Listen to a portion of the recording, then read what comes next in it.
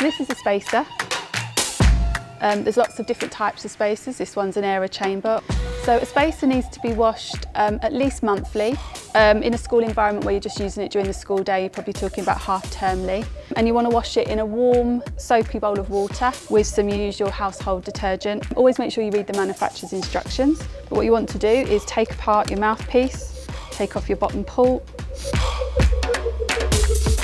and place it into the water and leave it there to soak for about 15 minutes. Out of nowhere. Once the 15 minutes is up, you're going to want to take your spacer out of the water, take all the different parts out and let it dry. You want to air dry your spacer. You don't rub it, you don't dry it with a towel.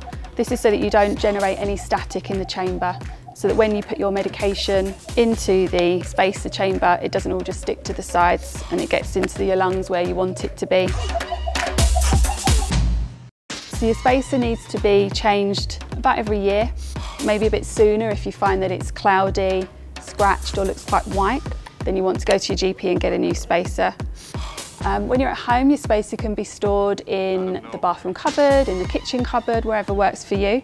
But when you're taking it out and about, you want to keep it in a cotton bag, perhaps a cotton pencil case. Cotton doesn't generate any static, so that helps your spacer keep working in between use. If you were to keep this in a plastic bag, you could create static, you could have dust stuck to it, and then you run the risk of inhaling that dust.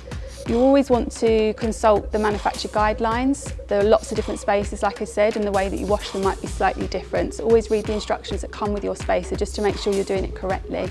So just remember, if you look after your spacer, then your spacer can help look after you.